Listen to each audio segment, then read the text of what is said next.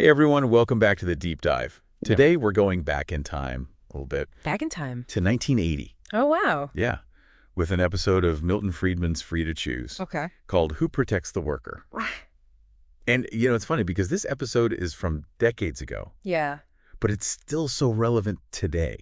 It is. And it asks these questions about, the role of unions, government intervention, right. free markets, and really what creates, a fair, thriving workplace. Yeah. And who or what is best equipped to protect the worker? Right. And that's the big question, right? Yeah. Who protects the worker? Is it the unions? Right. Is it the government? Is it the free market? Yeah. I mean, and it's so interesting because we have Milton Friedman, who is, a champion for free markets. Absolutely. Going head-to-head with an actual union leader. Yes. Lynn Williams. Yep.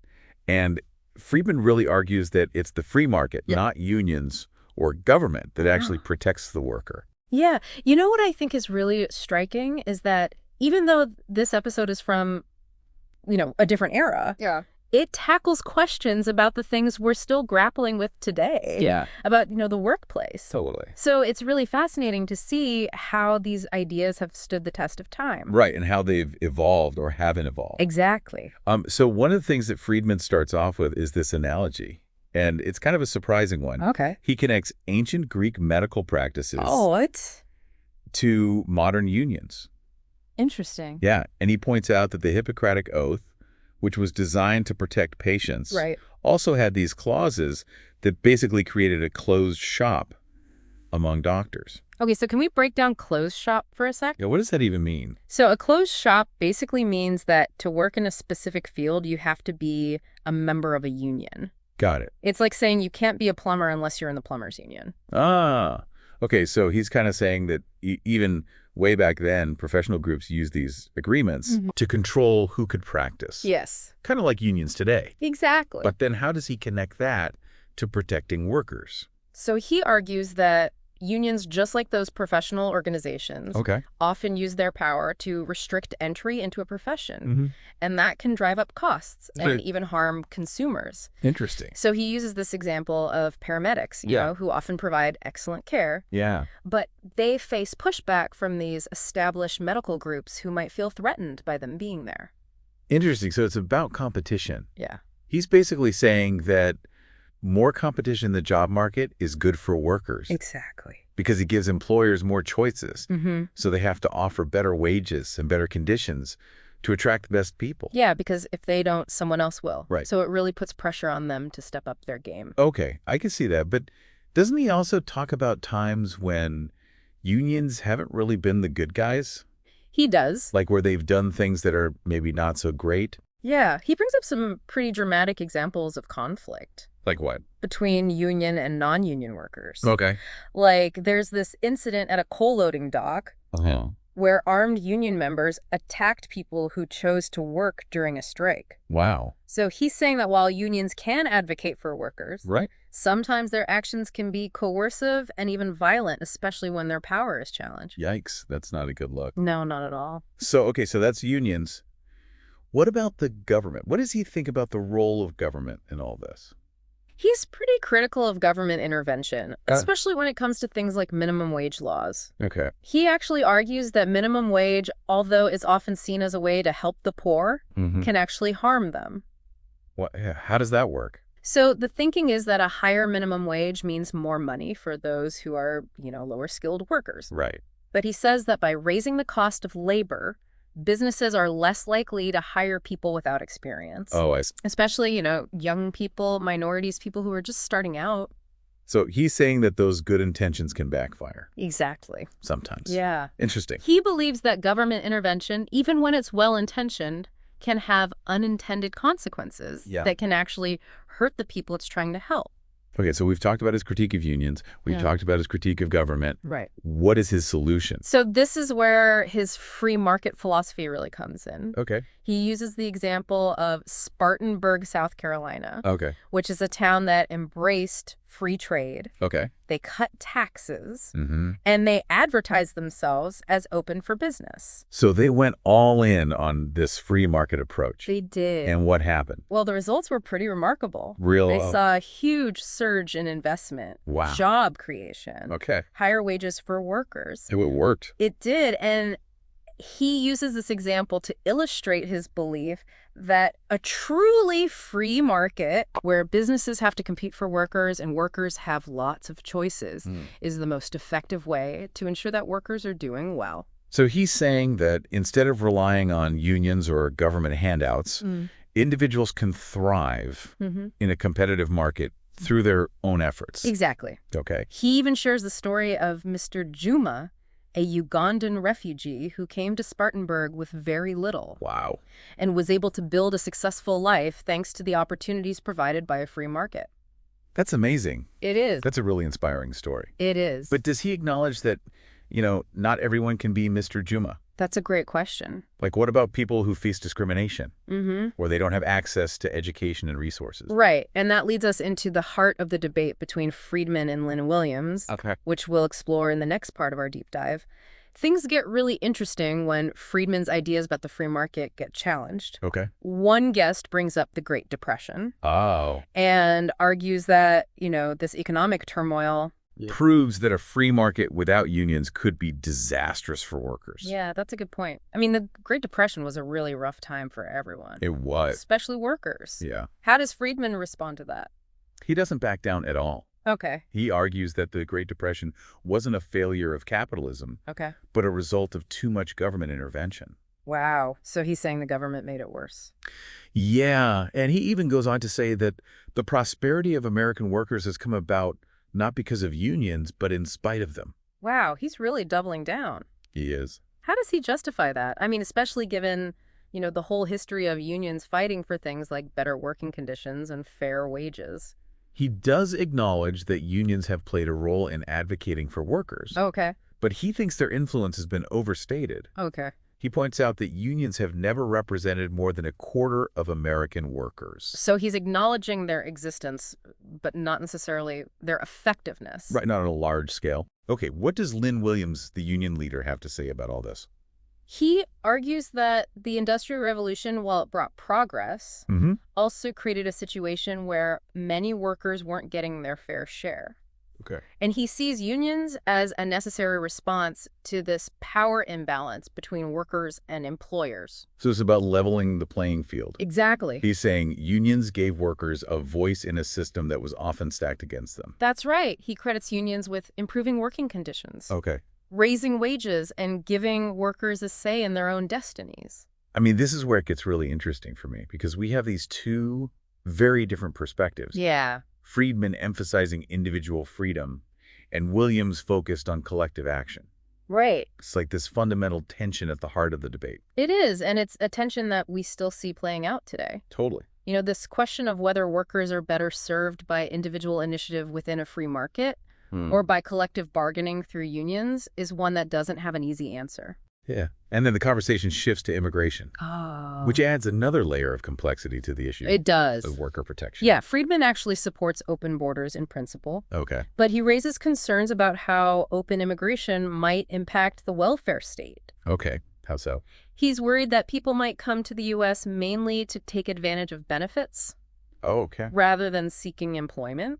I see. It's a tough issue. It is. You have this ideal of free movement of people. Right. But then there's this potential strain on social safety nets. Yeah, if too many people come looking for help instead of work. Exactly. It's a real dilemma. It is. And Friedman points out the complicated situation of undocumented workers. Yeah. Like those working on California farms. Okay. He acknowledges that these workers contribute to the economy.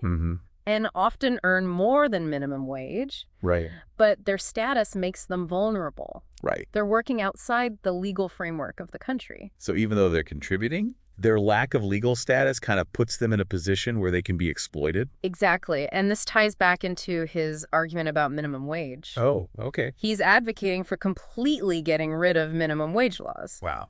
Okay. He believes they do more harm than good, especially for low-skilled workers. Okay. including, minorities and young people. Didn't we already talk about this? We did. Why is he bringing it up again? Well, this time it leads to this heated exchange with Lynn Williams, Oh. who argues that minimum wage laws are essential to protect workers from exploitation and to ensure a basic standard of living. So it's like a classic clash of ideologies. It is. Williams sees minimum wage as a safety net, Mm-hmm. and Friedman sees it as this barrier to entry for people who are just starting out. Exactly. And Friedman even challenges Williams. He asks, why don't unions push for even higher minimum wages? Okay. Like $10 an hour or even $200 an hour. Wow. He's saying if raising the minimum wage is such a good way to help people, why not make it even higher? So he's calling their bluff. He is. Pointing out what he sees as this flaw in their logic. Exactly. He sees it as this arbitrary intervention in the market that ends up hurting the very people it's supposed to help. I see where he's coming from. Mm-hmm.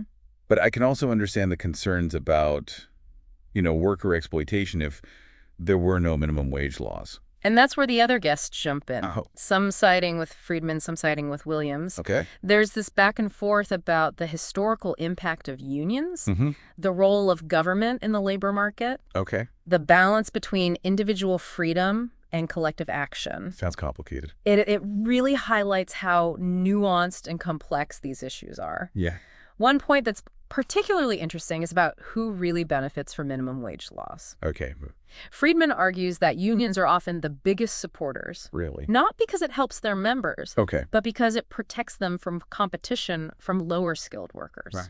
Wait, is he saying that unions are using minimum wage to keep non-union workers out? That's his argument. Wow, okay. He claims that unions sometimes use these laws to create a barrier to entry for non-union workers. Okay. Essentially limiting competition in their favor. That's a pretty bold accusation. It is. What evidence does he have to support that? He points to examples from other countries, like South Africa, where unions have openly advocated for minimum wage and equal pay for equal work as a way to protect white jobs from competition. Wow, okay, so that adds a whole new dimension to the minimum wage debate. It does. It's not just about ensuring a living wage, but also about how these policies could be used for exclusionary purposes. Exactly. It really complicates the narrative. It does. And forces us to consider the potential unintended consequences of even well-intentioned policies. Okay, so we've got this back and forth about unions and minimum wage and the role of government. What about Friedman's vision of a free market utopia? Like we saw in Spartanburg. Yeah. He suggests that if the whole U.S. embraced those free market policies, it would lead to greater prosperity for everyone. So everyone would be better off. That's what he thinks. He envisions a system where employers compete for workers. And workers are free to choose the best opportunities. Leading to a more dynamic and productive economy. I mean, that sounds a bit idealistic, doesn't it? It does. I mean, what about worker exploitation? What about this potential race to the bottom with businesses just cutting corners to maximize profits? That's exactly the counter-argument that the other guests bring up. They believe that government regulations and worker protections are essential to ensure fairness and prevent abuse. They argue that a completely unfettered free market could leave workers vulnerable without adequate safeguards. So we end up right back at that fundamental question. Who protects the worker? Is it the invisible hand of the free market, the collective power of unions? Or the regulations and policies set by the government? And the episode doesn't really give us a definitive answer. It leaves us with more questions than answers. It does force us to confront these questions head on and to think about the trade-offs involved in different approaches to worker protection. I think it's clear that there are valid arguments on all sides. There are. The challenge is to find that sweet spot, that balance that promotes both individual opportunity and collective well-being, recognizing that both freedom and fairness are important. Absolutely. And that's a challenge that's still with us today. We see it in the ongoing debates about minimum wage hikes, the gig economy, to work laws, and the role of unions in the 21st century. It's amazing to me how an episode from 1980 can still feel so relevant It does. to the conversations we're having today about work, about freedom, about prosperity, right? It's like these fundamental questions. Yeah. They're timeless in a way. They really are. You know, we've been wrestling with them for centuries. Yeah, so what does all this mean for us? Yeah. Like, as listeners, what can we actually take away? Yeah, I think the biggest takeaway is that there are no easy answers. Right. Whether you agree more with Friedman's free market approach or Williams's emphasis on collective bargaining, right, just understanding the complexities of these issues is so crucial. Yeah. We have to think critically about the potential consequences of different policies and approaches. It's a reminder that we all have a role to play. We do. In shaping the future of work. Right. Whether we're workers, employers, consumers, or policymakers, our choices have an impact. Absolutely. You know, and we've talked about this story of Mr. Juma. Yeah. That Ugandan refugee who found success in Spartanburg. It's an inspiring story. It is. It shows that individual initiative Yeah. and a belief in opportunity can make a real difference. Yeah, but it's also important to remember that not everyone starts from the same place. Right. Not everyone has access to the same resources. That's true. So finding that balance, I think, is key. It is. Creating a system that allows for individual success and collective well-being. Yeah. Where freedom and fairness can coexist. Exactly. And it's an ongoing process. Yeah. We need to keep striving for that balance. Right. Through, open and honest debate. Yeah. Thoughtful policymaking. Right. And a willingness to consider different perspectives. I feel like I've learned a lot from this deep dive. Me too. It's given me a lot to think about. It's a reminder that even a TV episode from decades ago can spark new insights and provoke discussions that are still relevant today. Absolutely. If you're interested in exploring this topic further, I highly recommend checking out the full episode of Free to Choose, Who Protects the Worker. Yeah, it's thought-provoking.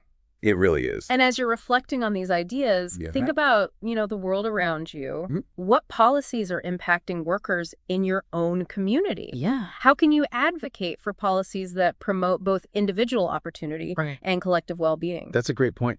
The power to shape the future of work isn't just in the hands of politicians and CEOs. Right. It's in all of our hands. So as you go about your day, Yeah. think about the choices you make as a consumer, as a worker, as a citizen. Every action, big or small, can contribute to creating a more just and prosperous society for everyone. I love that. And that's a great note to end on. Yeah, it is. Thanks for joining us on the Deep Dive. Thanks for having me.